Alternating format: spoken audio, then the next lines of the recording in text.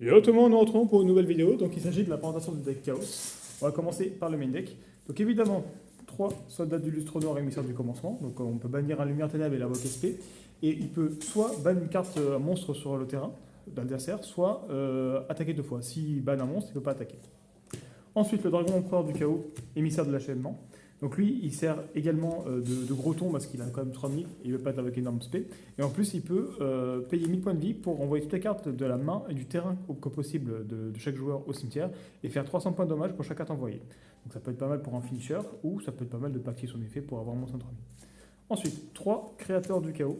Donc le créateur du chaos, lorsqu'il est invoqué SP, donc en bannissant un lumière ténèbres comme les autres, il permet du coup de cibler 3 cartes bannies qu'on a, 3 monstres, dans ce P1 et de remélanger les deux autres dans le deck. Donc c'est très très fort. Ensuite les corbeaux DD, que je joue x3, évidemment, parce qu'en fait elles permettent simplement de s'envoyer de la main au cimetière pour pouvoir ban une carte du cimetière de l'adversaire, sachant que c'est assez simple de les envoyer de la main au cimetière pour pouvoir avoir du dark et ban avec lumière ténèbres. Et c'est très fort aussi contre la majorité des decks.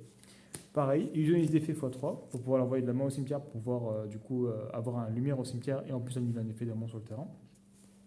Ensuite, 3 Dogmatica Ecclesia qui est très fort en finisher et qui peut permettre du coup de s'invoquer SP lorsqu'on a un monstre d'extra sur le terrain. Et en plus, on peut tuto un autre Dogmatica depuis le deck à la main. Donc c'est vraiment très très fort. Donc on tuto la fleur de lys qui s'invoque SP quand on contrôle un monstre d'extra. Et en plus, si on a un monstre Dogmatica au moment où elle est invoquée SP, on peut annuler un effet d'un monstre ciblé. Donc c'est pété de fou. Sachant qu'en plus, quand on attaque, il fait gagner 500 points d'attaque à tous les monstres Dogmatica. Donc en fin de combo, ça fait 5000 points de dégâts. C'est super fort.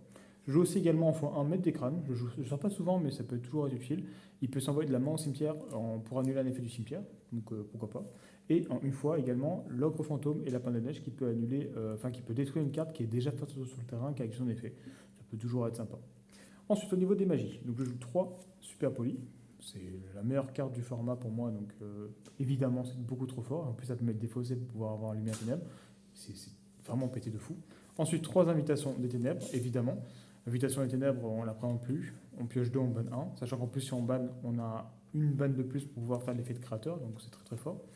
Transaction, x3, parce qu'on a 9 monstres de niveau 8. 3 soldats du lustre noir, 3 dragons empereurs et 3 le créateur du chaos. Donc ça permet de défausser et de piocher 2. Sachant qu'en plus on défausse des monstres lumière et ténèbres, donc on pourra les bannir après. Ensuite, 3 Regeki, on a un deck go second, donc on ne va pas s'en priver. Donc on peut détruire tous les monstres contrôlés par l'adversaire. Ensuite, 2 serviteurs de Nadir, donc on envoie un monstre d'extra de notre extra au cimetière pour pouvoir tuto. Donc c'est un monstre Dogmatica, donc c'est vraiment très fort. Ensuite, 2 orages foudroyants. Donc si on contrôle le Kunke face acto, on détruit tous les monstres en position d'attaque contre l'adversaire ou toutes les magies pièges. Donc ça permet de lead le board, c'est sympa. Ensuite, espace du chaos, qui a été limité à 1 malheureusement, mais qui est très très fort. Donc on envoie un monstre lumière aux ténèbres de la main au cimetière, on tuto un monstre qui a un attribut différent que lumière aux ténèbres, donc soit lumière soit ténèbres.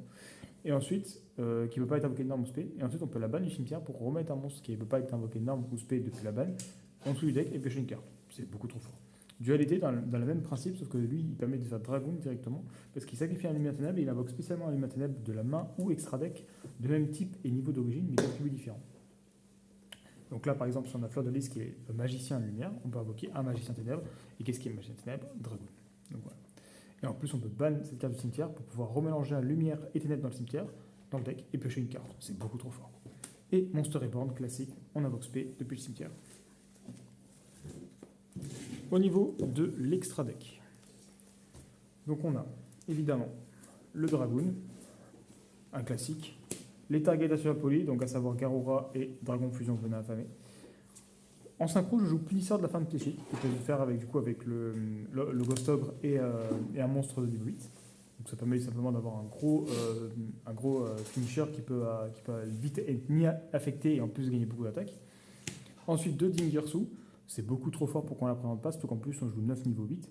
Donc autant la jouer, c'est la meilleure existe de rang 8 qui existe. Dès qu'elle est invoquée, on envoie une carte au cimetière sans cibler. Et en plus on protège la destruction. Toutes les cartes qu'on a sur le terrain, une ou plusieurs cartes qui doivent être détruites, on peut annuler la destruction en détachant 1, donc très très fort. Ensuite je joue Déesse des Enfers du Monde Fermé, je la fais pas souvent, mais en vrai ça peut être intéressant selon la situation. Donc on récupère un monstre adversaire, on fait une lien.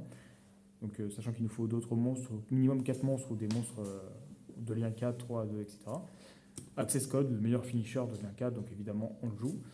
La licorne, qui est très très fort, donc on défausse 1, on remélange une carte du terrain dans la main, donc c'est beaucoup trop fort pour pas la jouer. Le soldat du lustre noir, le soldat du chaos qui est pété de fou, surtout qu'en plus on joue des niveaux 8 dans le deck, donc ça permet qu'elle ne soit pas ciblable par l'effet de carte et par les sous-types. Et en plus, ben, elle a ces 3 effets qui sont vraiment très forts, donc soit gagner 1005, soit faire une seconde attaque durant la prochaine battle, ou soit bannir carrément une carte sur le terrain sans cibler, donc c'est très très fort. La Sélène qui permet du coup, sur l'un du magicien, de pouvoir mettre des compteurs sur cette carte et invoquer spécialement un magicien depuis le cimetière en position de défense, donc ça permet de faire accès très facilement. On a le Phénix qui est beaucoup trop fort, donc on défausse 1, on passe une magie piège. Ensuite, au niveau des X, alors il y a aussi IP Mascarena, donc du coup qui est très très fort, qui permet de faire une lien du renfort adverse, et j'allais dire Xyz, mais les liens 1 qui me permettent du coup de se faire avec soit le corbeau d'aider, soit l'illusionniste d'effet. Donc ça permet simplement de l'avoir au cimetière. Donc lui, ça permet de protéger un monstre sur le terrain, et lui de cibler un monstre pointé par cette carte et d'équiper. Donc voilà, c'est toujours sympa. Surtout qu'en plus, lui, il est ténèbres, malheureusement, il est feu, mais bon, on ne peut pas tout avoir. Donc on va faire des exemples de main. Donc là, on est plutôt sur un deck Go second, évidemment. C'est un deck aggro Go second.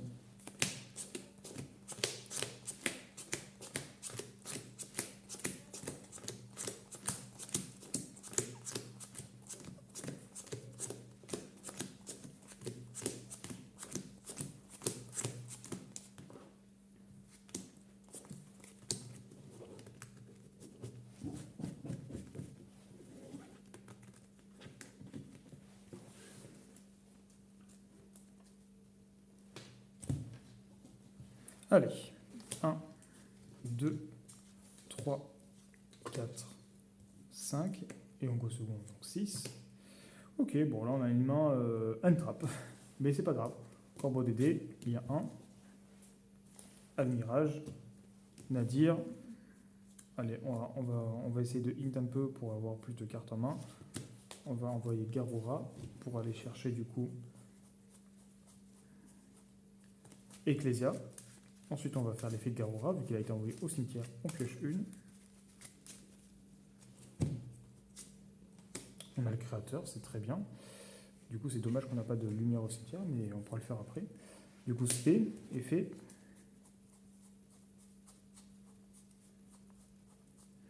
On récupère évidemment Fleur de Lys, que j'ai dû laisser passer. Voilà. Sachant qu'en plus, là, là, vu qu'on a fait Nadia, on ne peut pas faire de lien, donc c'est pas très très grave. On peut juste spé avoir 5000 de patates. Et c'est vrai que ça aurait été sympa d'avoir un lumière, mais on ne peut pas savoir du coup qu'on allait piocher ça. En vrai, si on aurait voulu mieux jouer, on aurait fait une lien avec ça. Comme ça, on aurait eu directement, on aurait prévu de faire Garora et de piocher ça. Et on aurait pu faire un monstre en plus, mais après, bon, ça nous aurait permis un Isidore en 8 par exemple. Donc, voilà. Mais non, du coup, on ne pouvait pas. Donc juste avoir un monstre en plus à 2003. Ça aurait fait 2003, plus 5000. On n'aurait pas eu l'OTK, mais on aurait eu des trucs sympas, sachant qu'on avait pas mal d'attrapes. Donc en Go Force, on aurait pu aussi les activer et avoir déjà du matos pour pouvoir faire créateur. Ensuite, on va faire un autre exemple de main.